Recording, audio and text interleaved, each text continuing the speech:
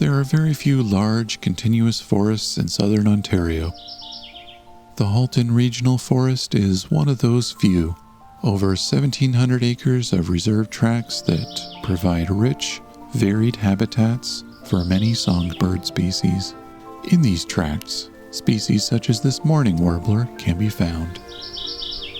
It's named based on the mournful tones of its song, often described as a rolling set of churry, churry, churry phrases.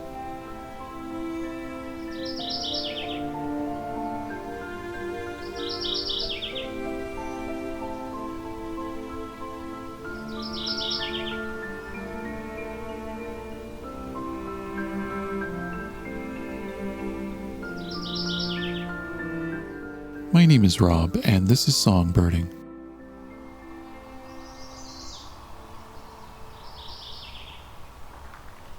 So I'm hearing a mourning warbler. Just arrived at a particular part of, I believe it's the Curie Tract, Halton region.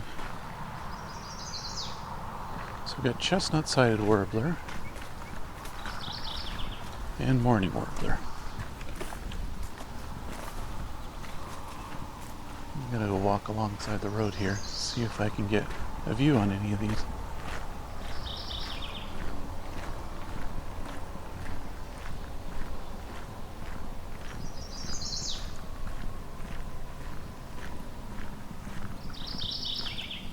Here we go, mourning warbler.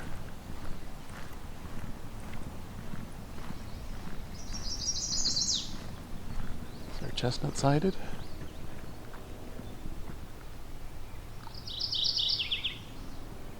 Mourning warbler.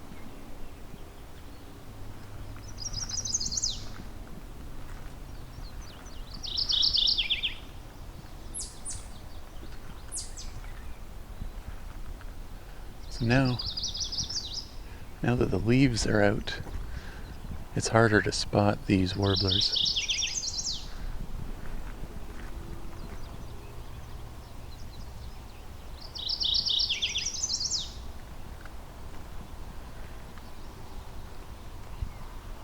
Until they move around. So this is kind of a forest edge alongside a cleared field, just all dirt field right now. I tend to find mourning warblers in more ravine-like situations.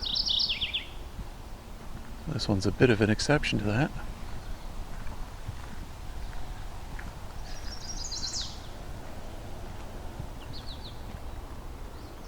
I don't see any obvious ravines this one would be sitting in, but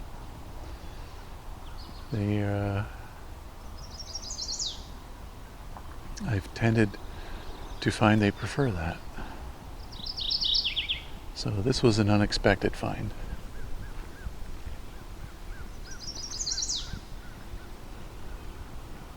Chestnut-sided warblers, there's enough disturbed area here for them to enjoy.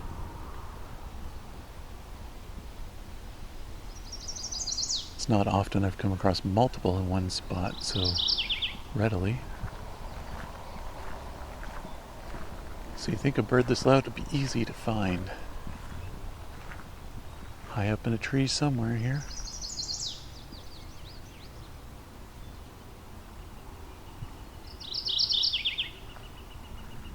There might be two of them, or the one might be moving around a lot.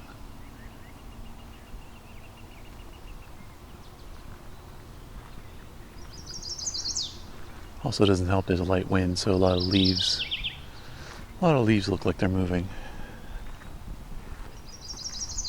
Harder to pick out a bird that might be hopping around.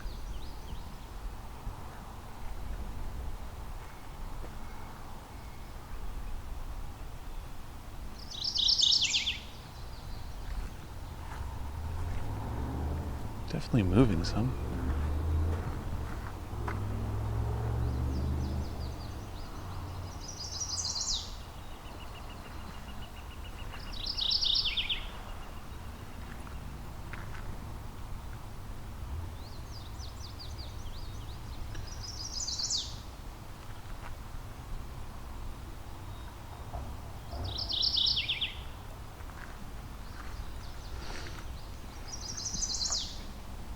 trying different angles here.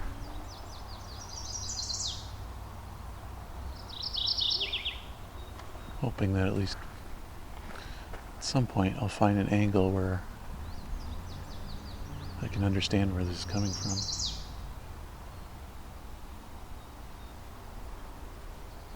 Oh, okay. Bird just flew down into the ferns here. Ah, right in front of me, but still hiding in leaves.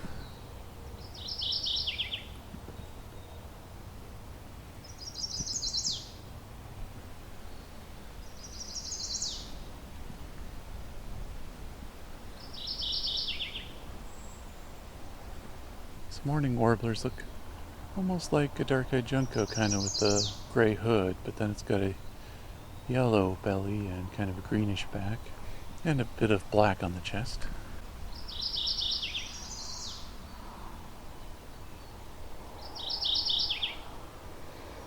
I think I see a female here too. One consistency other than the ravines I've seen and I'm seeing right now is there are large ferns here, which is not usual alongside roads in this region, I find. But large ferns are something I've seen in every location where morning warblers are present, so maybe that is something they're also seeking. So a note about the name on this is morning warbler as in mourning a loss or death, not as in the first part of the day. This is because these are kind of descending mournful tones, I guess, is the reason it's called that. Shares a similar name with the mourning dove, which has a similar kind of reason.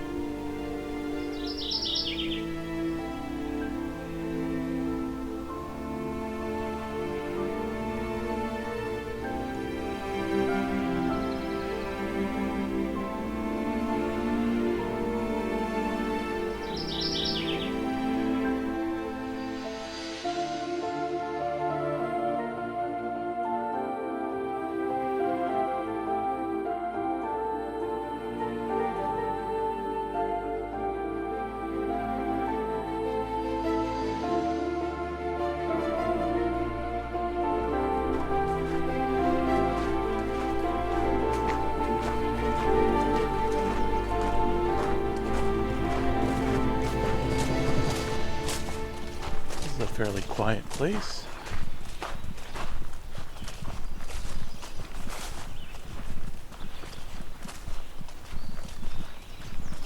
Also hearing eastern wood pewee.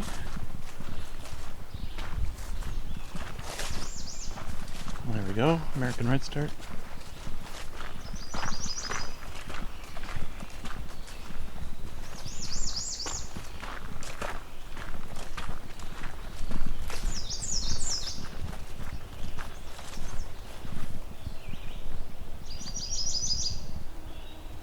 Here we go, I see him right in front of me.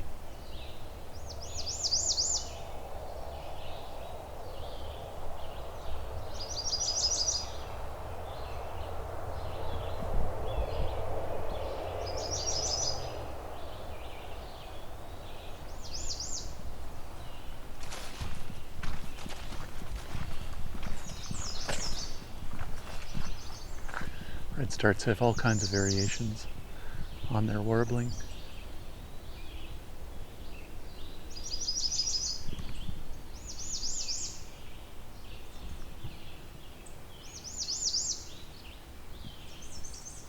They're a fairly widespread warbler for this region.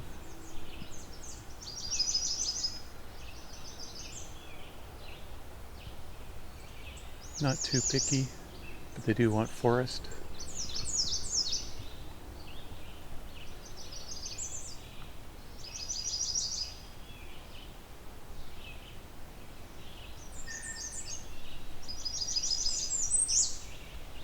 There's one of its more commonly known songs. There it is again. They're fairly friendly warblers. They don't mind getting close to people. They're not skittish.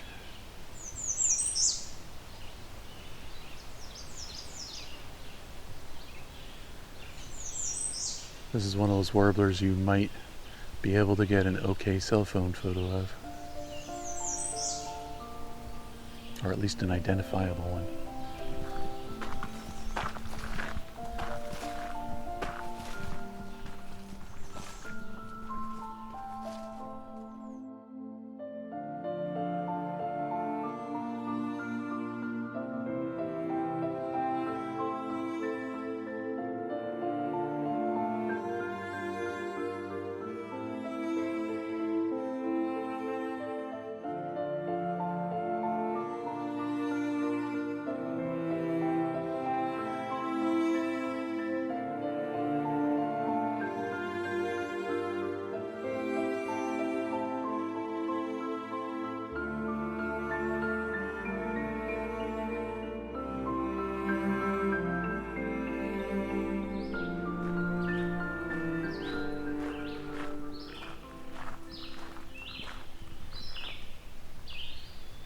Red-eyed vireo.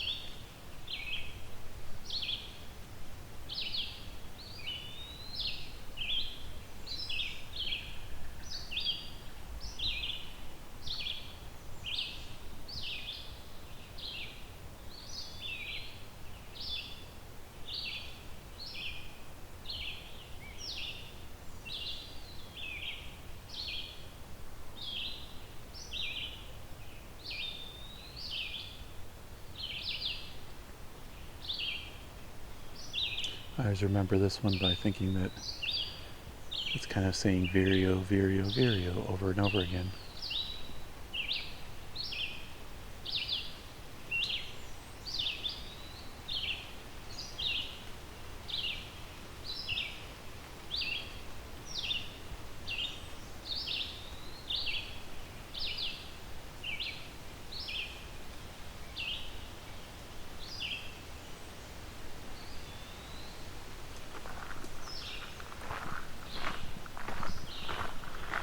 They are a bit of a background sound. Pretty much any forest with a canopy, in this region at least, are pretty much a constant background song. They sing all day, don't take a lot of breaks. Very, very active.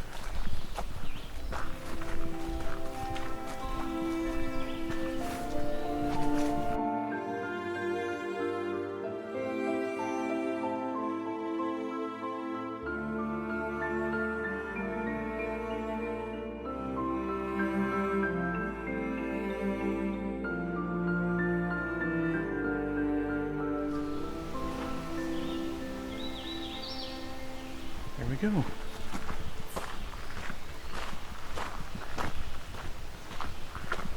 This is the first time I've ever recorded hooded warbler. Only ever found one once, and it was a bird known by others.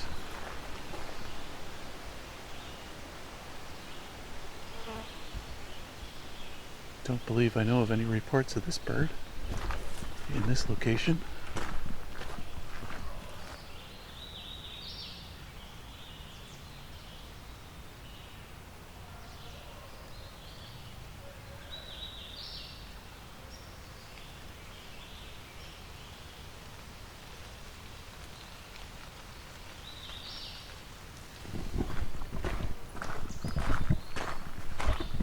Alright, so I seem to have found a hooded warbler,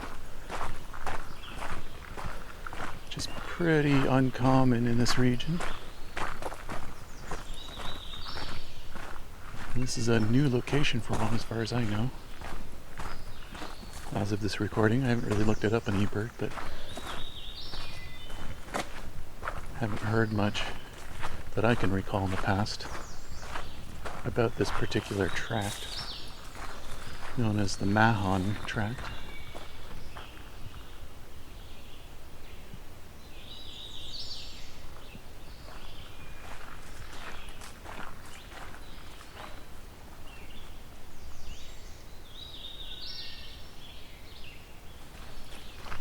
I don't know much about a mnemonic for this.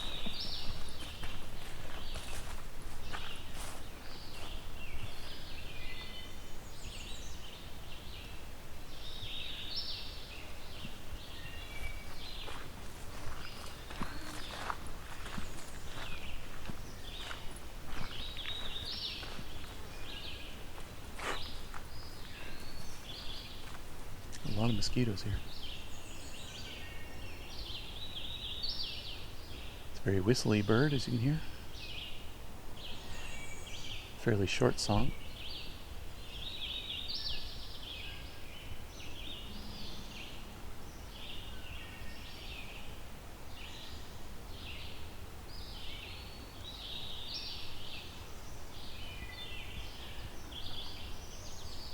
So I did a quick look up the mnemonic. Awita wita wita yo.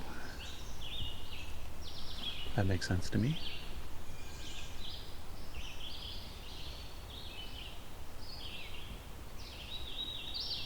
Wita wita wita yo. Okay, I can do that. That's a good mnemonic.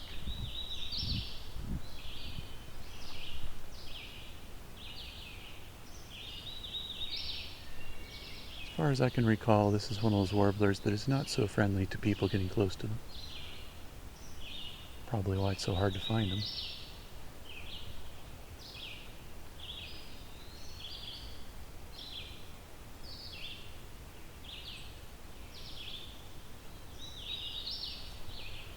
So I'm not going to try to get too much closer to this.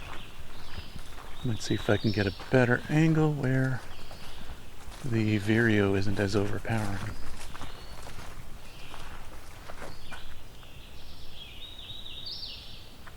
Yeah, that's a little better.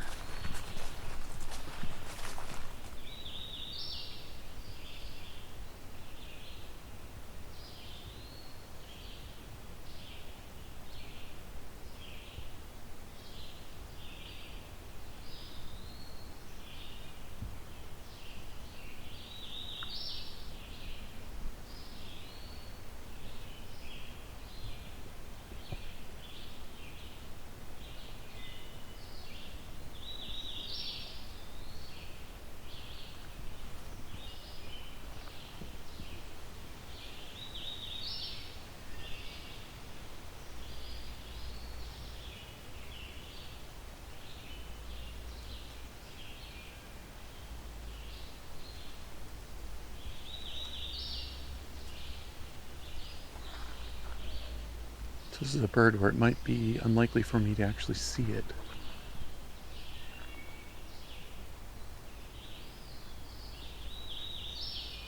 Too many leaves, too big of a forest. It's a loud bird, so it may not be all that close to me.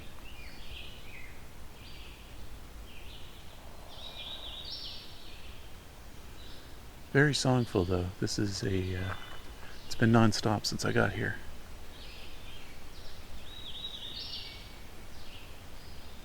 And it's about 9 a.m. so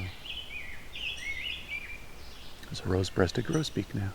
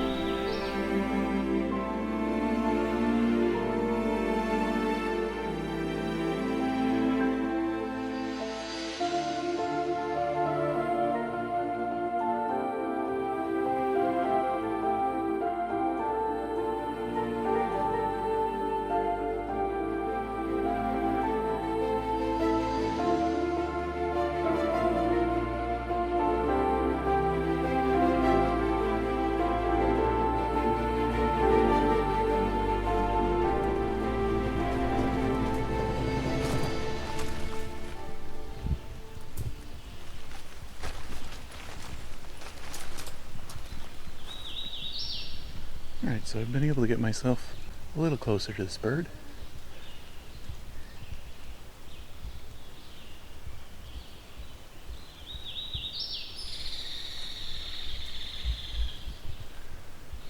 Woodpecker here too.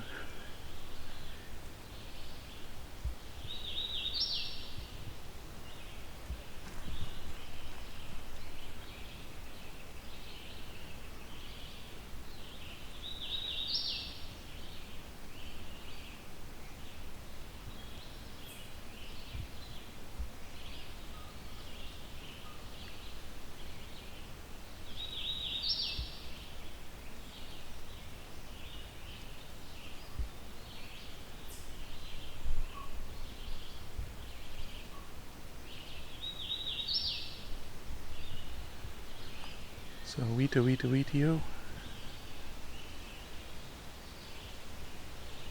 be the mnemonic for this.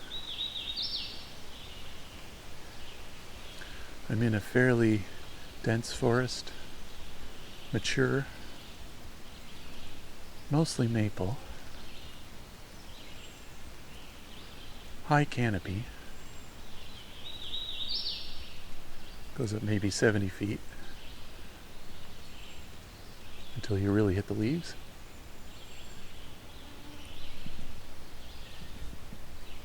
Trees are probably 150, 120 feet, my guess.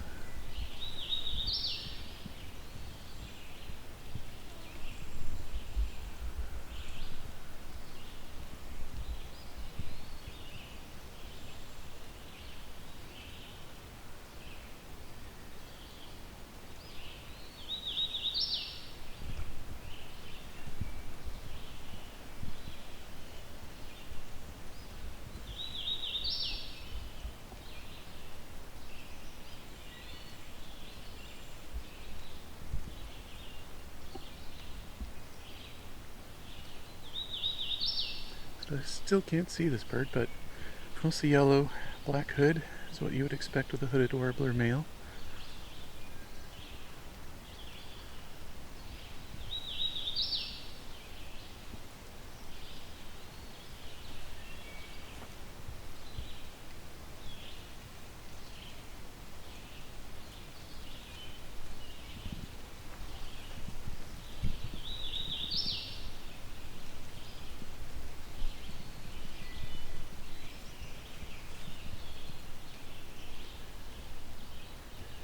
It's a Carolinian species as far as I'm aware, so this extreme north end of the Carolinian range, Carolinian zone of forests is about as far north as it really goes for this species. That's why it's so uncommon in southern Ontario. There's really not much Carolinian forest left.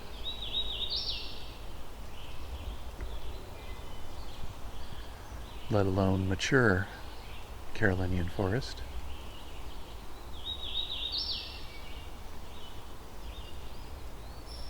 It needs fairly large tracts of land around it that's forested, so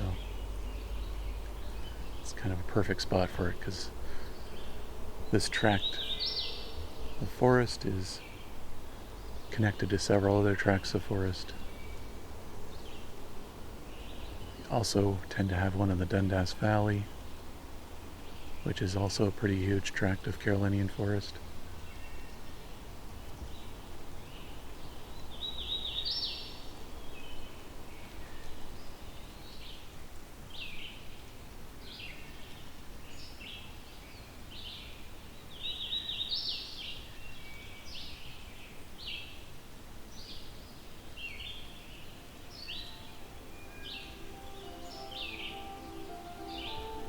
Red-eyed vireo showing up.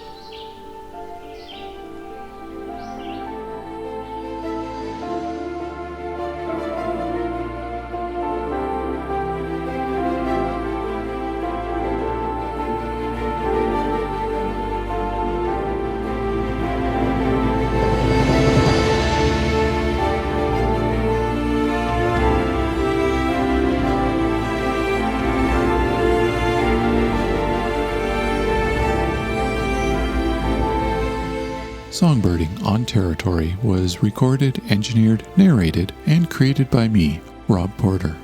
Cover art and logo design was done by Lauren Halton, and the Creative Commons music is from Christina Bushiashvili. Please see the episode notes for links to both of those artists.